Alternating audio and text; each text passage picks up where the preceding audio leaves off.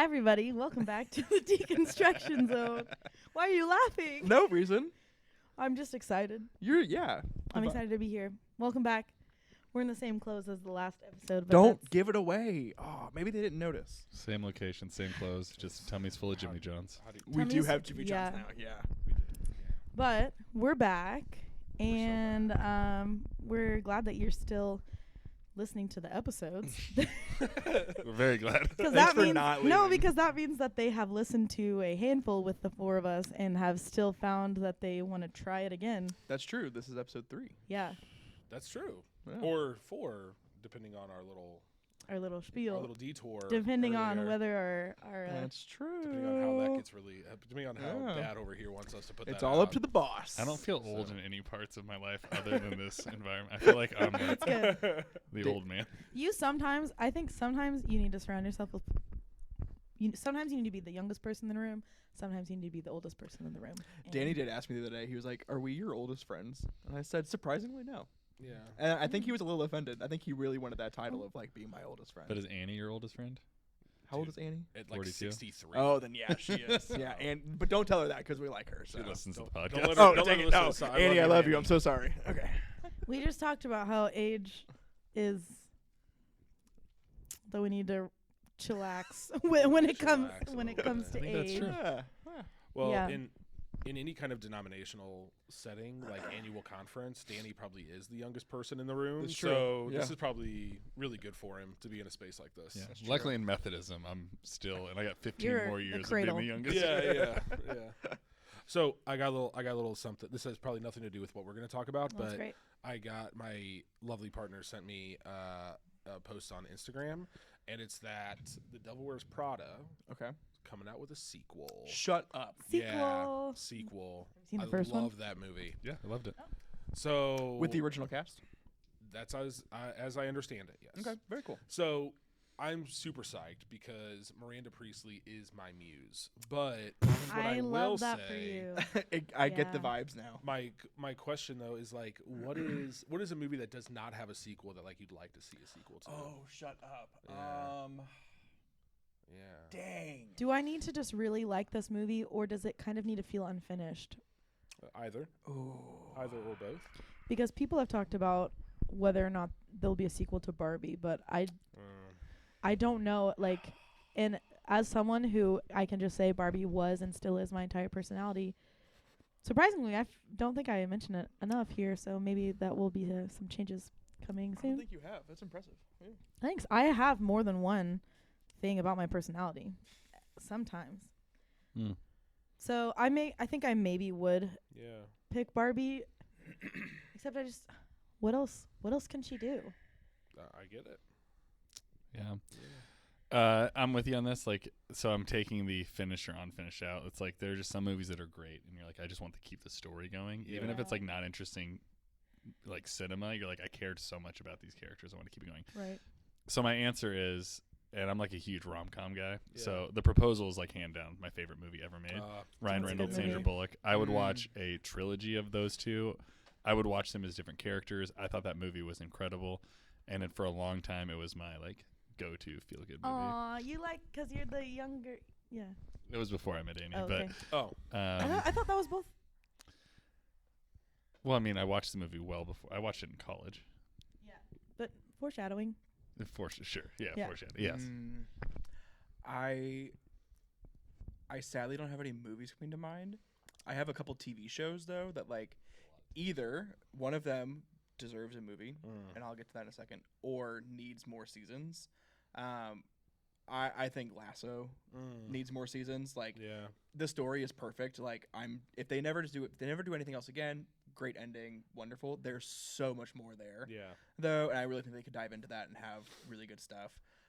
Also, as a comedy fan, Community is one of my favorite sitcoms of all time, and they've said, 6 seasons in a movie. Where's the movie? So we need to have the movie. It allegedly is coming. They're supposed to be shooting it soon, but we've been waiting for 6-7 years at this point now. whenever Well, there last was thing came out. the writer's strike. That did help. Yeah, Which you did helped not. push Which it you back. told me you didn't Stop. support. But We're not even. 5 minutes. It this- took you 5 minutes to get there. I will say if TV is an option, in Yeah. this, I guess it is now.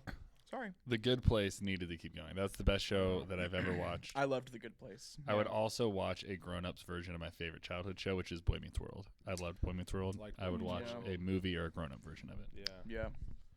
I would give my left hand for more seasons of Peaky Blinders. Oh. One of my Peaky if not Blinders? my favorite, the Peaky Blinders. There you go. One of, if not my favorite show of all time.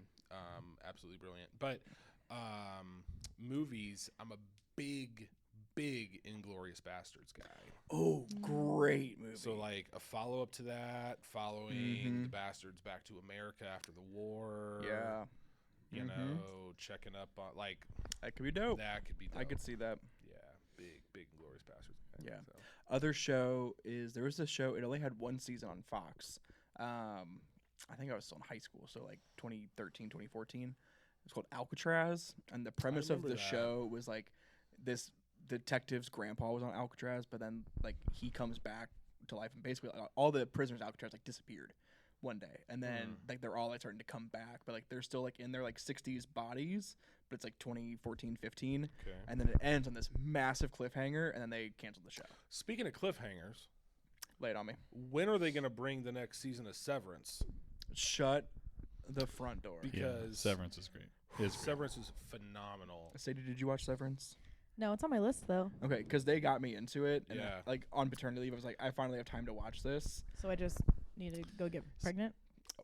I didn't say that. However, it gives you an excuse to watch media, in my opinion. That was pretty great. So I would say if there was great Patreon content, I think talking through Severance, talking through the Hill Yeah. House, Bly Manor, Yes. ooh, Midnight Mass Midnight Yes. anthology Drop would the be great. shows you want us to review. yeah, Oh, yeah, yeah. that'd be great. I would In say the comments. JT didn't know that they were all in the same I did not. universe. I did not know they because I watched Midnight Mass and absolutely loved Midnight It's Mass. so Yes. I good. did not know the other two were connected. Yeah. So Yeah. I've got- those are on my list now. If you had to rank them, you've seen all three, right? I have. What would you? How would you? Because mine would go. Haunting of Hill House. Hill House, yeah. Midnight Mass. Bly Manor. We know Okay. this. Yeah. Wow, twins. Twins. Did you see the other one, like the teen one, like the vampire teen Oh. one the guy made? You mean It's Midnight Club or something like that, or what is it? I did the one with like it had some Edgar Allan Poe influences. I think so. Yeah, it was. I did not hear anything about it, but there is a nail right behind your head. There is. I got it that time. All right, sorry. Sadie gets Rabbit Trail. concussion. You look that up real quick. You look it up. Yeah. On a What's similar the trail, though. creator's name? Ooh. A similar trail. Like, what media are you guys intaking right now? Whether it's like books, podcasts, TV shows, movies. Like, what are you watching right now? I'd What's love to going on? start. I'd Please- love to start. Please Wow. do. I'm watching all of the Planet of the Apes movies. Shut up! I want to do that. I've never seen. They're any all of on them. Disney Plus. Oh my god! They I are. recently was like, They're I want all to do on- that. They're really good. They talk about like society. Yeah. Are you talking new ones or old ones? Or both? So I watched. This is the order that I watched them. My friend asked me to go see the new one, the 2024 one, Right. and I did. To pregame, I watched the 2011 because that was the only one that was on Hulu, and then I found out afterward that they were all on Disney Plus. So then I started with like the 1968 version, Ooh. and Way they're back. good. They are They're good. I have a list on Letterboxd of me ranking all the 8 movies, and number 1 is still Tarzan. Like it's like not part of, but it's just like Yeah. such a great movie with the best soundtrack. And I'll be watching Maxine soon, which is a slasher film Ooh. that's came out. But the prequels to those, prequel is Pearl, and then the one before that is X. So it goes I've not Pearl, seen those, but X, they look very good. Maxine. They're all A24, and if you Yeah. like slashers, A24. then you will love Yeah. those. A24 makes good stuff. My partner and I right now are watching for the first time Game of Thrones, the original Game of Thrones series. And we're also intersplicing it with the new season of The Bear. Yep. Which is just So good. wrecking me. Have you started it? I'm 3 episodes in. Dude. It's It's stressful. it is, yeah. But The first episode having like no dialogue in it, but it's like all the flashbacks. That was Yep. too much for me. That's it? Yep. So we're doing one episode of The Bear plus a couple episodes of Game of Thrones each night. Yeah. Game of Thrones, way, I will say this, maybe this is a hot take, way more nudity and sex than I thought. Way less like blood and gore than I thought. Yes. How much of it is like Emma Darcy, that actor? Emma Darcy. Who is that? Emma Darcy? Is she? I thought they. I think they are in House of the Dragon. Oh, that's not the same. Well, it's a prequel, so like the That's original. the original Game Yeah. of Thrones. Yeah, Emma Darcy's in House of Dragons. Okay. I knew that there was all this hype about House of Dragons, and so I was like, I need to watch the original Game of Thrones. I never watched it. Yeah, I never finished it. I got halfway through season 4, and then the person I was stealing their Max account from canceled it. So Get him. No. Get him. yeah, you know. So we're into the second season. It is very, very good. But and there's like 1,000 characters and storylines that It's all a lot to keep intersect, up with. And so Where are you in the story? we are spoilers for anybody that has not watched this 20-year-old show that doesn't want to know. We are right after Joffrey. Joffrey's in power. He just killed Ned Stark. Oh, you're in the beginning. Yeah, Like, we're in really season 2. trying not- Oh, okay. We're in season 2 of the 8 Gotcha. seasons. Yeah, Gotcha. yeah. So Sadie had her ears plugged the whole time. That was really good. I don't think I was successful. Let me shift to a spoiler-free content that Let's I'm go currently ahead. watching, which is all things Gordon Ramsay. Oh, Currently love watching Gordon Ramsay's Big Food Gordon Stars. My Ramsay, king. St. Louis's sweetheart. Reviewed awfully. His Yeah. food was I reviewed heard it was reviewed by quite poorly. yeah, not very well. So I'm watching Gordon Ramsay's Food Stars, which is him and that Vanderpump woman. There's like as a reality TV show based around her. Yeah, I guess Lisa? I don't know. I think so. I think so too. I don't know what she's famous for, but I think she has a TV show. So they're on it, and then MasterChef You're is thinking the of the Kardashians. greatest show Love ever. made. MasterChef. Yeah, MasterChef. Great. MasterChef. Yeah. I'm watching The Bear right now. After I finish up Severance. Severance was so good. I don't know how people have waited 2 years for the second season, but like I have anxiety and I only have like 4 months to wait. I didn't just Severance- wait 2 years. I waited a week between episodes. Like they That's released insane. it, and it was so as you watch it, the final 2 episodes, the one before the final one, Yeah. huge like anxiety between, and Oh, then the yeah. last one. So it's like I'm blown away, and I just rewatched it with Annie, and I was like relived Yeah. all It's the so panic and anxiety, tense. and knowing where it's going did make watching it a second time great. Yeah. Yeah, so The Bear's very good. I'm only a few episodes into that. Elena and I are watching The Morning Show on Apple Plus. We're like 2 seasons into that right now. Very good. The second season is all based on COVID. So like we're in the second episode, and they just sent like one of the co-anchors like to Wuhan to go report on like the virus because it's like just Oh, starting, wow. and I'm like, this can't go well. And like I'm one of those people, like I watch anything and I have to like be on IMDb the whole time, and his character does not make it through the end of the season, so I'm like, well, I guess I know what's gonna be really sad. So I spoiled that for myself, maybe, but we'll Yeah. see. But We're still waiting on the next season of The Handmaid's Tale, which is supposed to be coming. oh, Elena started I that. think they're waiting on some more inspiration.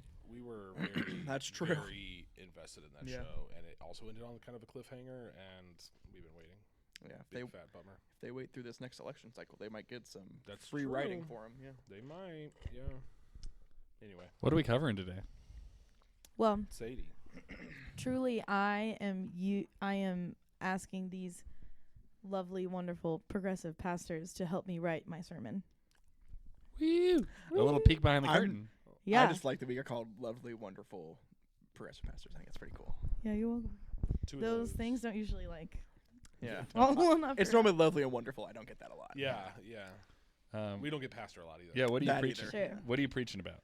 Okay, so I'm preaching we've been talking about tough topics. That's our sermon series, and I have been tasked with environmental stewardship, environmental Ooh. justice. Yeah. Love that. Danny was like, I don't believe that that's real. So Obviously. I'm She's taking a picking page up. out of the. Oh, she's I picking know, I know, up. I know. Yeah, you've cut been it hanging out. out I out there. code switch too quickly. Is I'll just I'll just like pick it up. And It's part of the lore now. Don't Yeah. worry. But I knew that I wanted to reread The Universal Christ as kind of preparation by Richard Rohr. Link in the show notes. Danny or Kyle, whoever does that. Does he also have a book? Sorry, called is it the Cosmic Christ? Yeah. Is that Or a different book? Or is it the same book? The Actually, Universal it could Christ be and the Cosmic same. Christ? They at You're least thinking of mean the Cosmic same Brownies? thing. Am I thinking of Cosmic Oh, Brownies? that's probably it. Equally as good though, probably, right? Definitely. Yeah. I know there's a Richard Rohr, The Bible for Normal People episode titled The Cosmic Christ. Maybe that's what I'm thinking of. We really need. I don't know if you listen to Two Bears One Cave, but they have like a group of people behind them, like Google and stuff. Yeah. We need that team. Yeah. Correct, People, yeah. So we don't all have to be So on our phones. send your Googling. application. Yeah, we're Yeah. hiring a unpaid full-time Yeah. podcast editor. You're ready to quit your job and to Come hang out with us. come hang Yeah. out with us. Then you're hired Comes with free Jimmy John's once a month. once a month. There you go. That's how they got me here. Like, Yeah. sign me up. All right. It doesn't matter. How's it going? It We gonna hold doesn't hands matter. again? The last episode too. So, oh yeah, aw, new tradition. Ooh. Ooh. So, I was reading The Universal Christ by Richard Rohr, kind of in preparation, and I didn't want it the message, the content. I didn't want it to be like really prescriptive and like too logical. Partially because like that doesn't really, it's not super interesting to me. I want to like dive in more to kind of the spiritual, like why do we think about creation in a certain way? Sometimes even probably connected with capitalism and how we like exploit our natural resources. But yeah, so I was reading The Universal Christ, which I think the goal of that book is to just expand our ideas on what we mean by like God's revelation. And I'm hoping that our goal is to like expand that as to anything that God has created or anything that has the image of God is a reflection, is a revelation. And I think, you know, I'm going to go the earth route. Like that's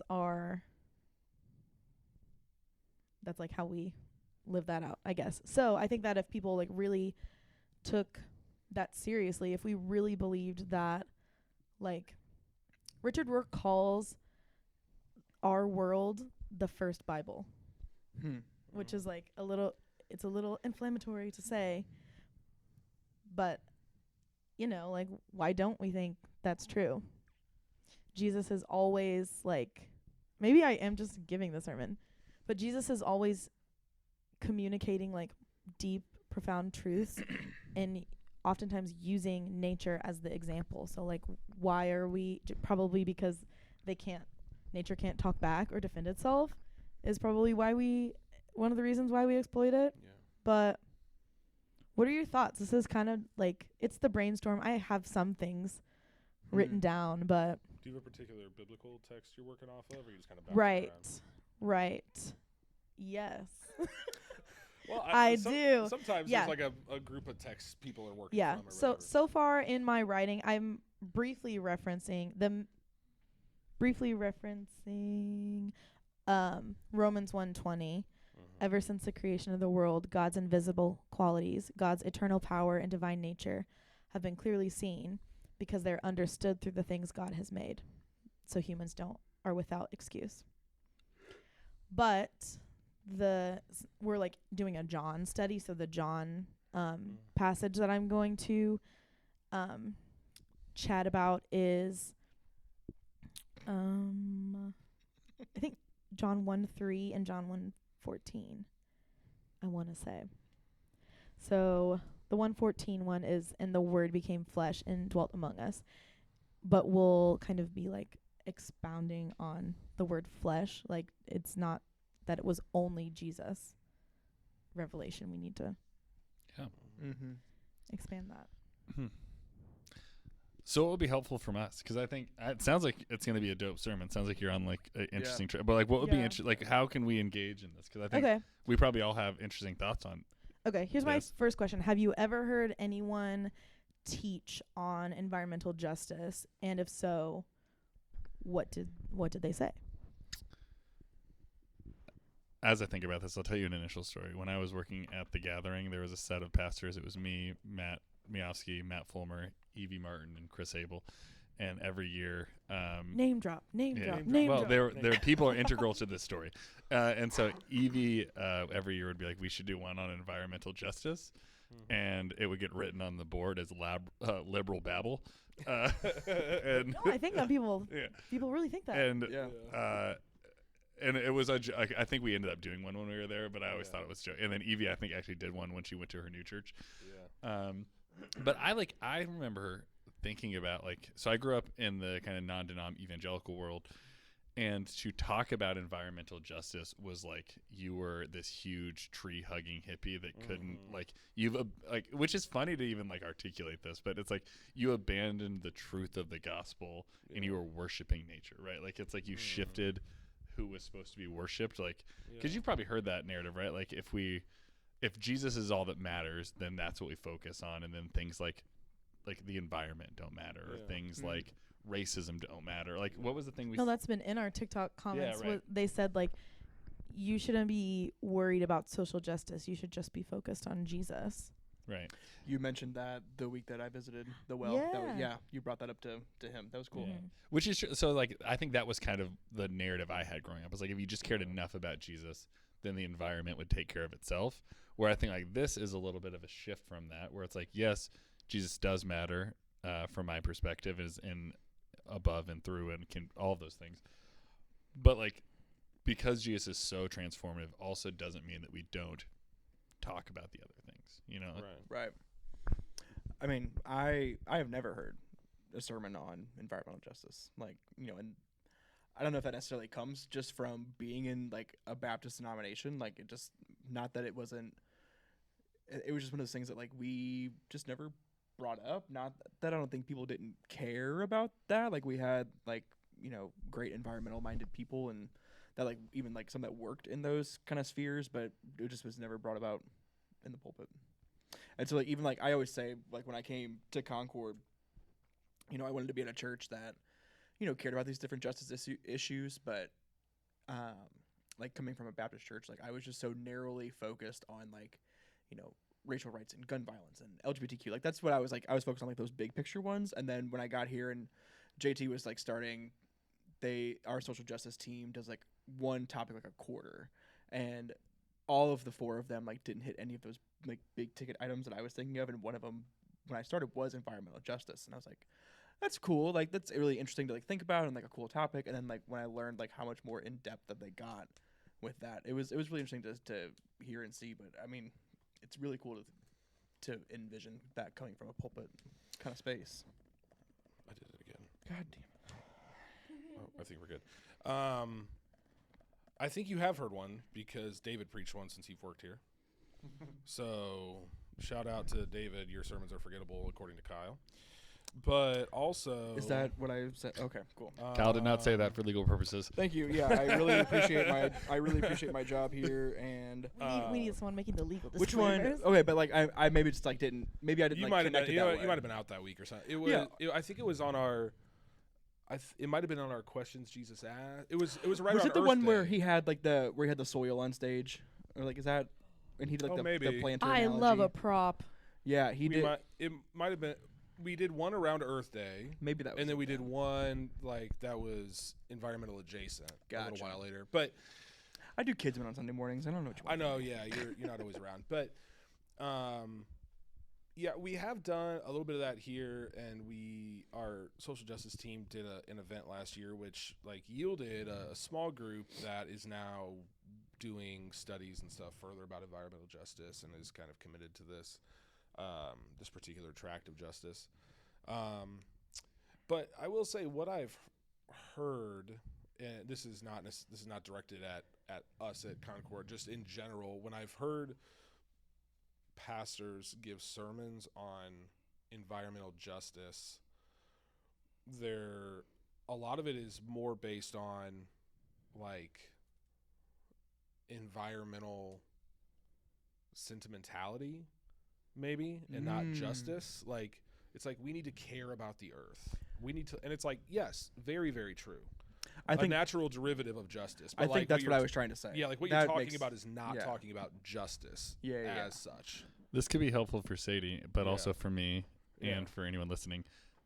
describe the difference between the two of those with more complexity of like what you mean when you say that, because I think for someone listening, they might be like, we are talking about justice, and they would be like, we've gone that far. I might fall in that, so I'd be interested to hear more of your thoughts on that. Yeah, and I don't know that what I will articulate is like necessarily correct. It's just the language that my mind puts to it in this moment of like, we talk a lot about caring for the earth, loving the earth, and like, again, that nothing wrong with that language. All that stuff is true, I think.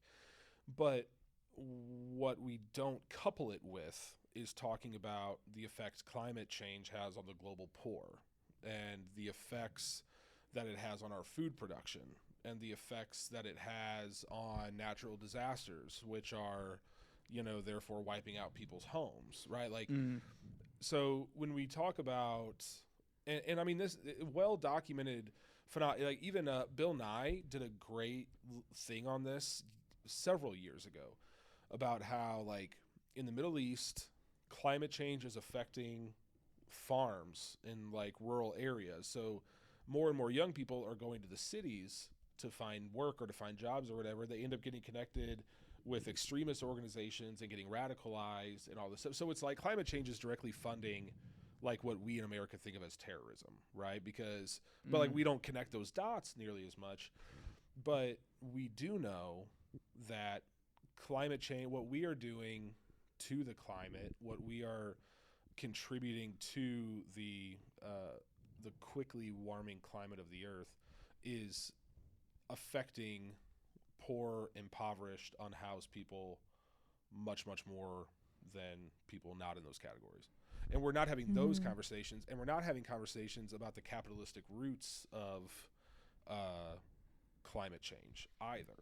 And so like those are the things that I think, like, if we're going to talk about environmental justice, we need to talk about environmental justice, or don't, which is fine, but like if you're going to do it, like talk about that, I would say from my perspective, very good differentiation between the two. I think it like does paint a clear picture of how there's, if it's a Venn diagram, there's overlap, but one is not the other necessarily. So and I think they need each other. Like I really do. Like you need the language and the sentiment of one for the other. You can't just have one without the other. So equal parts think that. Second, I have never met a human being that ties more things back to capitalism than you. And I think it's great. It's like really interesting for me to think of that in terms of like, because I'm probably more, like, for lack of a better term, pro-capital, or like I leverage the system of capitalism. I don't always think of the negatives of it. Sure. And so it's just really interesting to me. Like I would not. Well, it's like made for you. Yeah. Well, it's made for all of us. I think that's I think. Well, yeah, I didn't mean like you, Danny. Yeah. I think it's interesting though, because it's like, I think one thing I appreciate about you as a person, theologically, personally, friendship, all these, is you see the spider webs of certain things and like they go back to certain places. And I don't think we all do that, and I appreciate that. I appreciate you appreciating that. Yeah, I mean, I do think about like I use this analogy a lot of like, until Elon Musk and Jeff Bezos start to give a shit about the environment, like I could take my garbage and put it directly into the ocean, and it like wouldn't make a blip on the radar compared to the carbon emissions and the waste that these global manufacturing giants are contributing to the problem, right? Or so even when we were at your house and I was like, do you guys recycle or not? And I was like, but it doesn't really matter because St. Louis puts it all in the same thing. And so it's like our systems and structures don't even allow us so like, and why is that? Probably because it doesn't turn a profit to do that. So like, so anyway, all that is to say, I think both of those things I described need one another, and especially need one another like from our pulpits. Like if you go up and just try to talk about environmental justice without talking about love and grace and mercy and the things that we as Christians buy into on a very, very fundamental level, then like we're never going to get there. But I think if you do the opposite and that's all you talk about at an ethereal level without making it concrete, then you're also never going to get there. And that's on yin and yang. Oh, I think. Oh, that's different. Go ahead. Sorry. Google it. Google it. Yeah, big word. Google it. We already have sayings, guys. This is our first merch line. This could be our first merch line. Yeah. Wait. Are we gonna get sponsored by Google? What? Welcome so much to the Deconstruction, brought to you by Jimmy John's. Right. Yeah. Brought to you by all these big corporations. Yeah. Please start sending us All money. these big corporations that are polluting Yeah, our if you give environment. us all these, if you give us money, we'll shut up about the Yeah. environment. And Not a kidding. fan of Jeff Bezos dumping, gallons of trash into the ocean. However, if Amazon wants to sponsor the podcast, I'll take your check. And do something good with it. What? So you're the one writing. So you Yeah. have a sermon on this coming I up. do. I have a Yeah. sermon What are coming you up. taking from what we're doing here, yeah. or where you're at now? Well, so I need to scrap everything that I've written. I know. I'm just kidding. No. Yeah, I think I hopefully want to do ideally both of what we're talking about that, like, because it goes back to the inclusion. It's more broad than what we think as well. Like, yeah. the spider web effect. It's all true because it's commenting on our ability and our humans sometimes preference toward like exploitation and only assigning value to something to like, but what can it do for me? And that's like how we've approached the climate situation. And on a spiritual sort of level, the thing that I put like a bunch of stars by that Richard Rohr said was like, we Christians did not take this world seriously because our notion of God or salvation didn't include or honor the physical universe. That a lot of times we've always just been kind of trying to escape. And if that's the case, well, then it doesn't matter if we treat our worlds like, because we're just trying to escape from it. Right. Can I throw out a question that just might throw like a left turn into this? Yes. To what extent do you think that like the doctrine of the resurrection hijacked that? Because there was a deep connection to the land for early Jewish populations, and then like we made this like very metaphysical turn to some extent, like within the Christian tradition, to a post-mortem life. I think it could be a subconscious thing. Like, we, at least in like today's, Christianity, and like we throw this phrase around of like, we're not of this world. Like, and in like the world, but not of it. Correct. Yeah. And so I don't know if that like I don't know if people saying that are like giving it the justification to like treat the earth like crap, but like, and I'm not saying that all Christians are like this, but like I think it can almost give you like a sense of like, well, what we have here doesn't matter.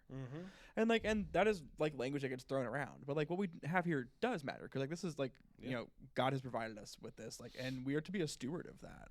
And so we are supposed to take care of each other, and we still should take care of our bodies, even though like we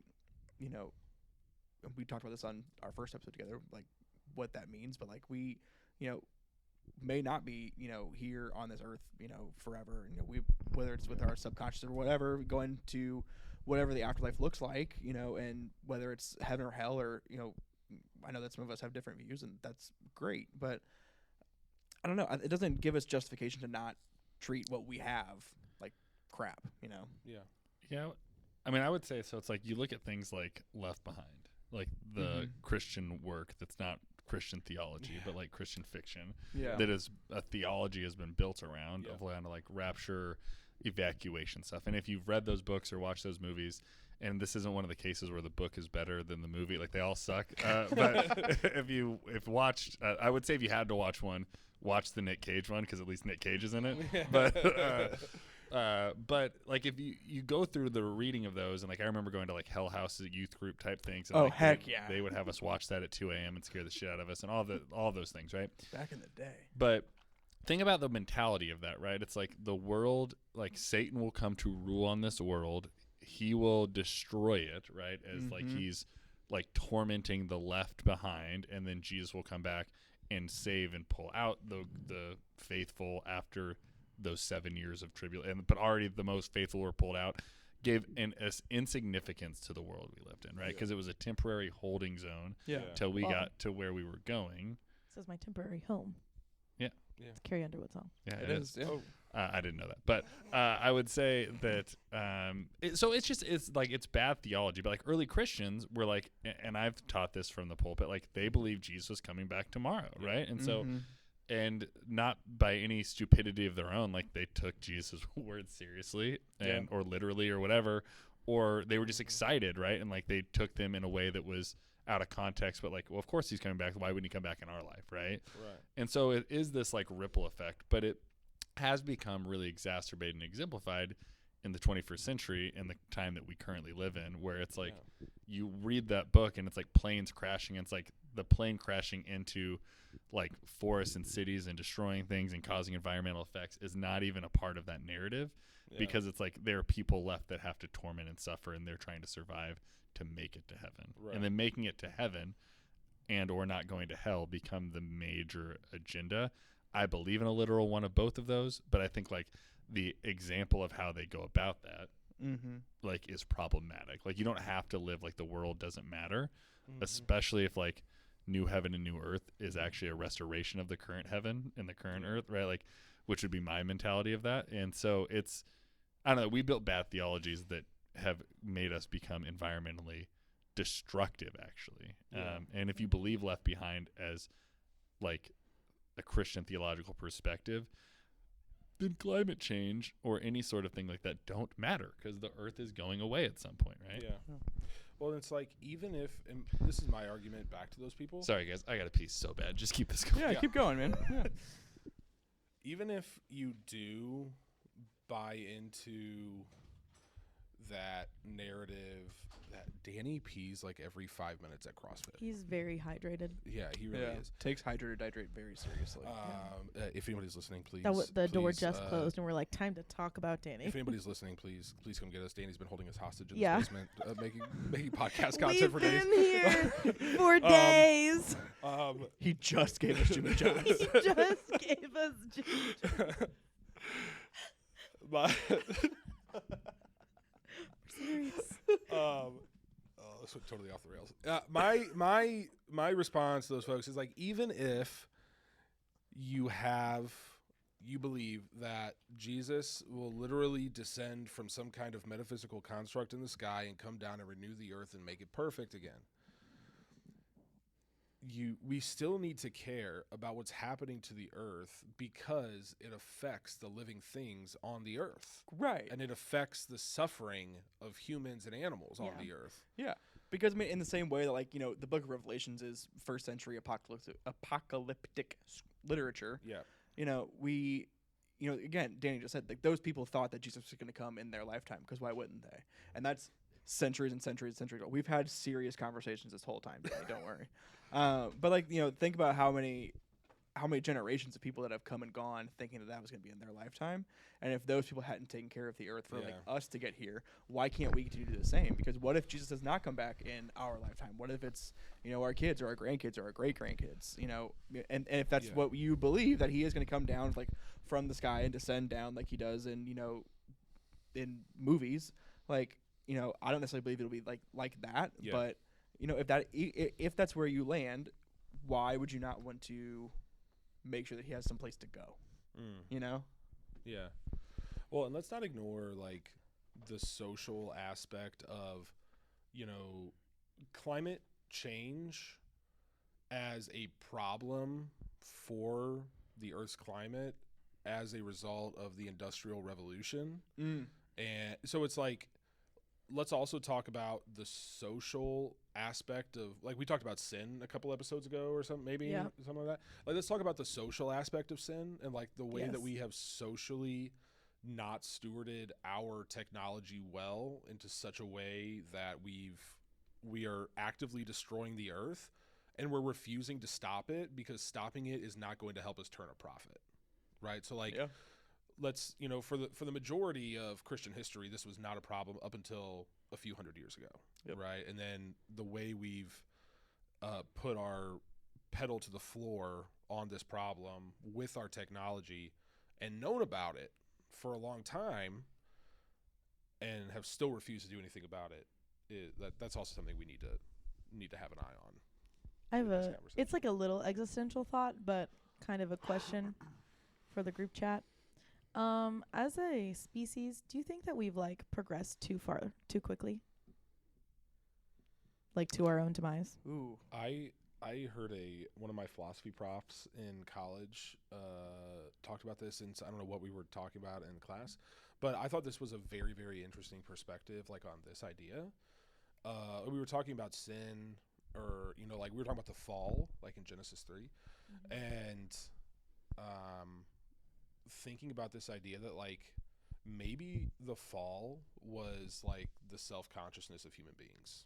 Right. And it's like if we would have just stayed being animals like everything else, it would have been fine. But like the fact that we became self-aware and developed like a consciousness of ourselves, that maybe that was like the point of the fall in human history. And I'm like mind blown. A very, very creative, interesting perspective. That is a really interesting perspective.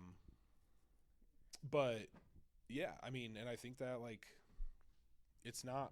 we're not seeing like beavers and dogs and birds destroy the earth, right? Like beavers is a weird pull for a first one.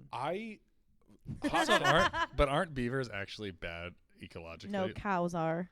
No, I think beavers are too. Like they build dams and they like. Alla. If you guys thought it was an interesting choice because it seems like a bad ecological. It could be. I think you're correct on that train of thought, though. I will say I have a whole folder on my Instagram of baby animals because it's like the only thing giving me serotonin these days, and half of them are baby beavers. Interesting. So cute. Anyway, go ahead. Research has shown that beavers change the environment significantly, especially over longer timescales, and can provide various environmental benefits. Oh. By building dams and trapping water in their ponds, they help to replenish groundwater supplies and maintain wetland habitats for other species. Apologize. Well, the University of Apologize to the beaver community. Apologize to Big Beaver. Apologize to Big Beaver. That's our episode title. Our apologies to Big Beaver. Read into that what you will. Yeah, I will name the podcast episode that. There you go. Yeah, I think you have to. Yeah. So your initial question was what? It was. Have we progressed too far too quickly as a human species? I don't think so. I think we're selfish. I think that our agendas drive us. I would agree with Neil Tyson deGrasse that there's likely other life out there, and we are the least interesting or least significant. Like I believe in aliens. We are like the least. Oh, cool. How does climate change affect aliens? I think we are the least advanced species out there. Now, aliens Almost could be. Guaranteed. Have you seen Interstellar? They could be angels. They could be, and it's very like a low rent conspiracy or whatever. It's like it doesn't affect me to believe in like extraterrestrials. Yeah. But I think I would agree with him in the sense that like we are actually not as we are arrogant and think we're really progressed. I think we're not as progressed as we are. Yeah. I think we are really selfish, arrogant creatures that are self-fulfilling. Even in what we talked about last episode with humor, if it benefits us, I think we do it. Capitalism, if it benefits us, I think we can justify it. I think the benefit of us is so I think we're sinful. I don't think we're overly smart. Yeah. Yeah. Where does that land in relation to like us being good too? Which I think sometimes it feels like, well, maybe there's nuance, but like, who hates nuance? Bitches hate nuance. Bitches hate nuance. I will say, well, and this is where I think it's important to like separate people from systems, because like people, I believe, are good, but like capitalism only cares about profit. Capitalism is not concerned with ethics, right? It's concerned with turning a profit. So we can like try to use this system in such a way that it maximizes benefits and minimizes detriment in some way, but the system is not designed for that, right? So, just one example. So like that's when I think about that, I think people are good and we can make moves and adjustments, but like the arena we're playing in is already rigged. Like the arena we're playing in already has a set of rules to the game that are not inherently conducive to that goodness. But rules that were created by humans. And so, like, the structure of capitalism didn't invent until someone came up with the ideology of it. So I would say, I would again agree, we are, like, I think we're inherently good with the propensity or opportunity to do bad, similar to your person that believed we were once animals, or not, once we became not animalistic. I think it's this, like, self-awareness being sinful.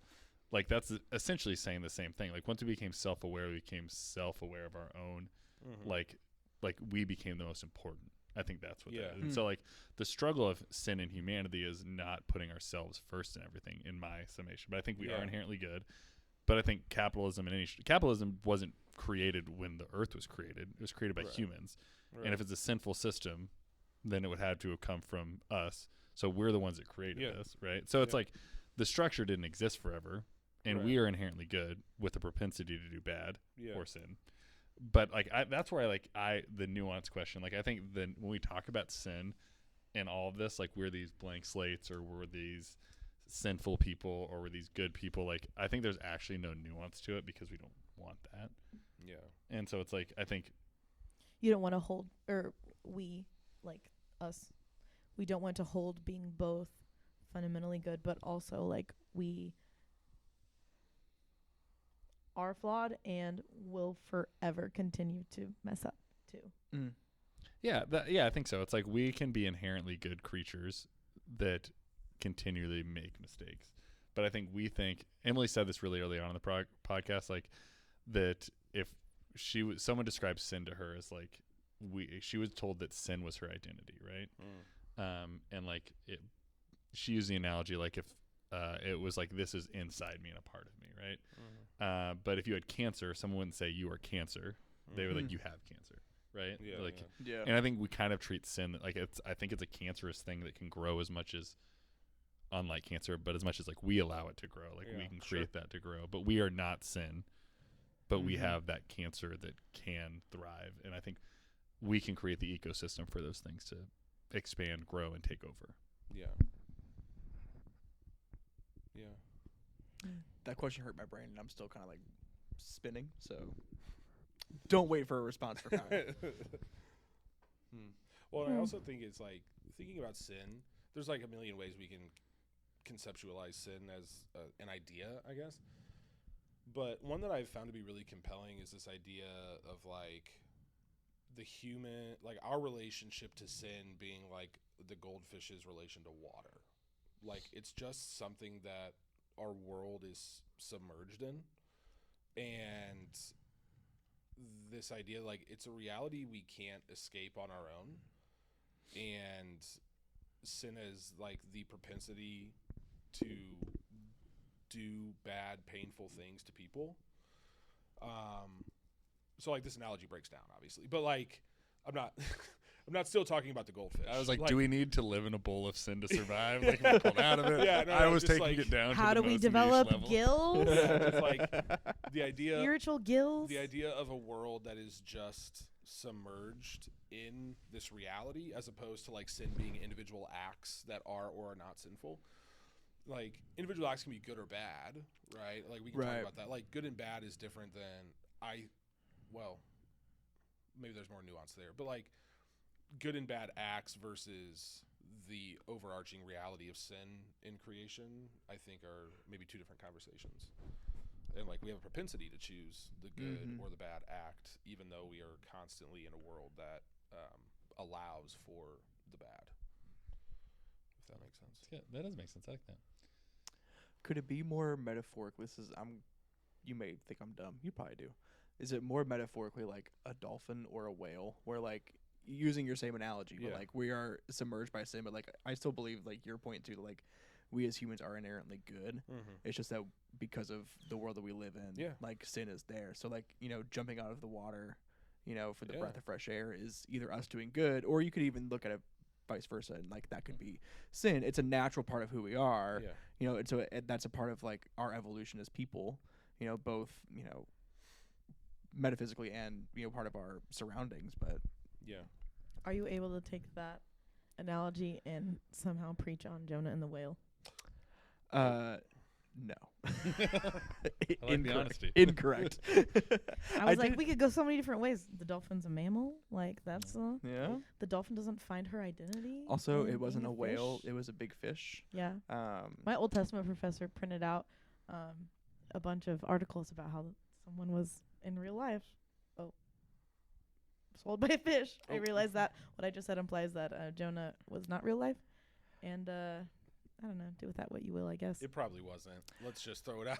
I believe that I the don't story know. of Jonah did not literally happen. I think it's a symbolism. So Personally, I'm this down. is completely divergent from where we're going. Also, It depends. We're talking about Earth. great, yeah, great you know. book. But The Bible. no, Divergent. Divergent. Divergent. Uh, Phenomenal movie. Free Willy. So someone came up to me after church on Sunday, Oh. and we've had a few of these conversations, and I love it every time he comes up. Like, he doesn't always enjoys the church, doesn't always engage though. But whenever we talk about faith and science, he's bought in, and especially when we talk about is the Bible literal? Do I have to believe these stories? So we started talking about that and things like Jonah and the whale, the flood, all of that, and we asked the question use the flood for an example. Yeah. Look at it and why do I need this to be literal, or why don't I need it to be literal? And I thought, and we don't have to go down this at all if we don't want to, but I thought that was a really cool and helpful question that I was like, this is what I ask, and he's like, oh, that's great. I actually asked that too when it comes to all of these things. And just are there things in the Bible you guys ask that about? What are there things you need to be true? Do you need the flood to be true? Do you need the creation story to be literal? And you don't have to answer all these one for one, but it's I guess I was like, how long are we doing this? but I guess my question is how many people ask themselves that question? It's not do I need this to be true, but why don't I need it or not? If I could get anyone to ask themselves one question, it could possibly be that one. Yeah. Hmm. Well, it's also why I think interreligious awareness and education is so important. Most ancient, if not all ancient Near Eastern religions have a flood story. It's not unique to Christianity. Yeah. So the idea that our flood story is the real one, it feels pretty hubristic, right? It feels like there was just a flood and people wrote about it. It feels I bet it was pretty bad. Or Probably. the ancient Jews were reading some other Mesopotamian text and were this is a good explanation for what happens to bad people, or whatever. And just took it and kind of tweaked it a little bit. I think that question's really interesting to ask. It's interesting to ask for ourselves, but it's also interesting to ask for the person that is so stuck on every ounce of the Bible being literal. Why do you need it to be literal? What is it because you find comfort in that? Is it because if it's not literal, you feel like it's a false religion? What is the reason? And I don't have enough conversations with people like that because I don't personally I'm not surrounded with people like that as much anymore these days. But and even when I was in spaces where that's a more general thought, we just never had those conversations. But so I think none of you none of you believe the flood literally happened, right? Can I assume that to be true? I believe there was a flood. Yeah, I think what Sadie said. I believe there was a flood. And it was probably bad, but Whatever. What's a agreed upon story you guys can all agree isn't true from the Bible? Just pick one. Creation. Literal creation.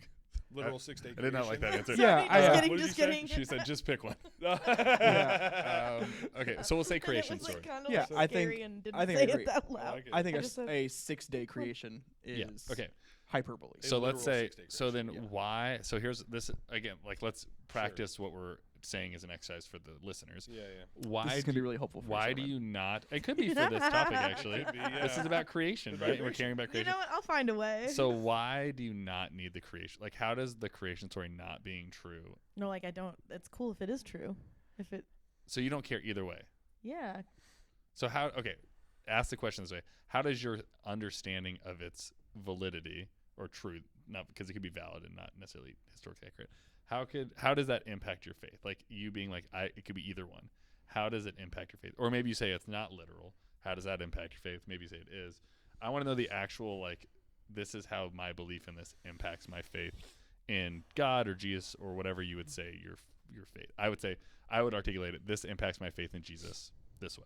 I don't know how you would word that, but how does it not needing to be or not being or whatever impact your faith?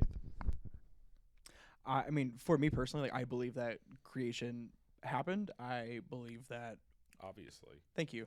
Like, I believe that, God had a hand in that, no matter what that is. But, I'm in the same way too. Like, similar like what your sermon series was this last week at the Well, like with faith and science. Like, Kyle's a fan. there is I was notified as being a top fan on Facebook for the Well. Were you? I was. Yeah, Congratulations. that was pretty cool. Thank you.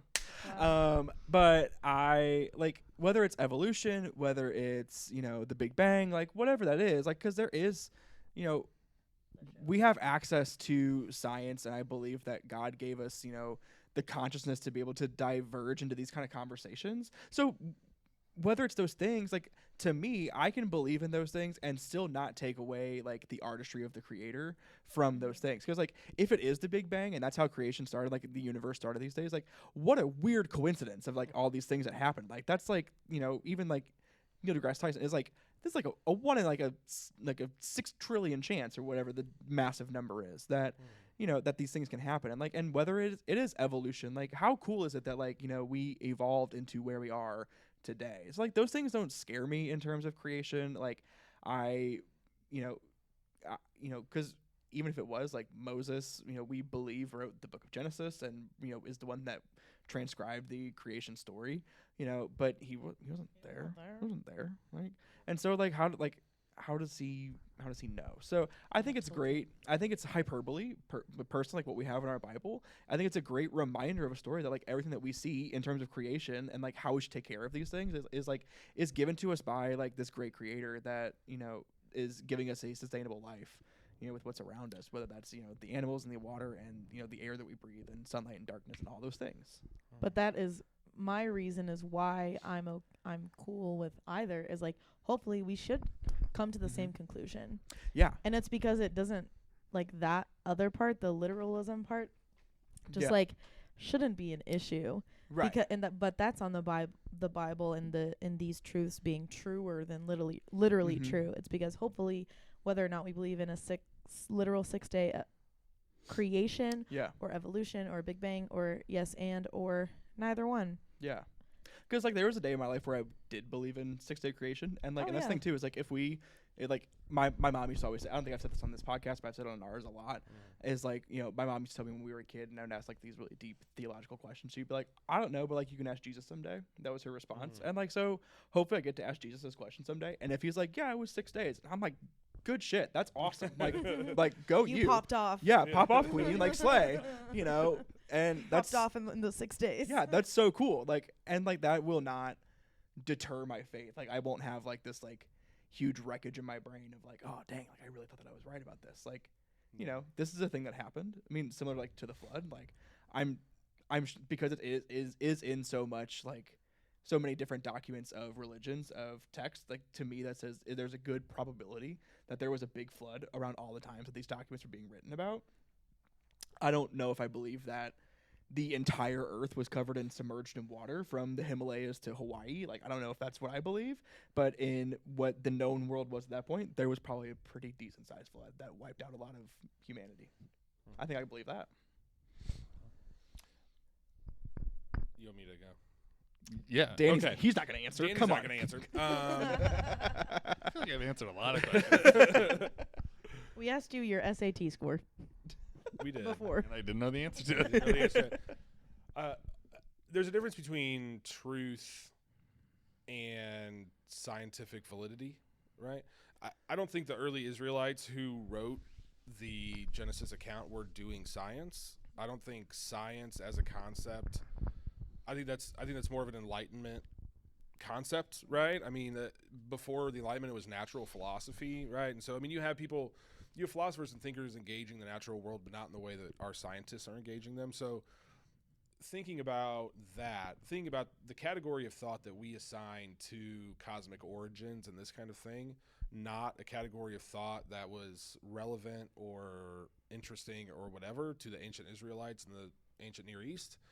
I just have no interest in assuming that it's literal. What I do see in that text is a writer describing the relationship of a creator and the creation, right? Which we also see in other ancient Near Eastern religious texts. And doing so metaphorically and poetically and all these things. But I don't have any reason to assume it's literal or that they were doing the same type of work academically on things like origins as scientists are doing today. If that makes sense. Yeah, and it doesn't diminish your faith to like be like there's just a different rubric for discussion that was happening then, right? And like, yeah, I mean, and like I think there's truth. Like I think there's truth in Plato and Aristotle, but I don't think the stories that they're writing are all literal. Or I think there's a lot of truth, in Fahrenheit 451, right? I mean, a wonderful book full of truth doesn't mean it's a literal story. So why do we have to conflate truth and literality or well, Pilate would have said, "What is truth? What is truth?" There you go. Yeah, Pilate, like the Bible guy. Yeah. Also, trying to put it into sermon stuff. I tried to Pilates, like the workout. Yeah. When you try to pluralize Pilate, it turns into Pilates. It does. And I got autocorrected preach. every time I did that, and I was like, "What is happening?" And then that's when I discovered what Pilates was. Oh, That's fantastic. there you go. So how are you feeling about your sermon development at this I point? think really good. I started smiling in the middle of you guys, chatting because I was just thinking about our apologies to the beaver community. You're gonna have to find a way to work in like beavers to your sermon at some point. We got a cat. Oh yeah. Oh, we do. Oh, hello. Oh, that's a conscious ass cat. That is. That cat and I I. don't like it. Wow. I'm just looking at it. I don't like it. Yeah, I'm pretty not into it actually. Like Hold his on. eyes are saying into my We'll- soul. we'll Yeah, get- it's I'm not freaking a me big out. fan. We'll get a picture That for the conscious- social media that page. cat has Oh, never mind. It ran away. self-actualized. Okay, that's fine. Sadie, Alright. this was more or less, this was an episode for you. So I want you to land this plane for us. Where are you going to take us to? I mean, it could be 30 more minutes, an hour, or Nah, 5. it's gonna be because I actually need to write and I have a dinner at 6 p.m. this evening. Oh, well. It's gonna be on the I guess shorter. our invites got lost in the mail. Yeah, Oh. clearly. You can take that up with the birthday boy. I will. Yeah, no, you can. Let's call him right now. It's not my birthday, so that's weird. He's awake, I think. He's got to be. It 3 is p.m. 3:30. No, listen, you haven't met. He doesn't listen to the pod, so you can talk whatever smack you want. Yeah. Jared's never listened to a word I said. Today's Jared's birthday? Jared! He's 27. What? So big. Slay. So, Anyway. the environment. I think that everyone, well, this episode will come out after the episode after I preached, but listen online. I think that this conversation is a hopeful representation of many in the way that it's like it is integrative into a lot of different ways that we talked about. There are a lot of different schools of thought. There are a lot of different paths forward.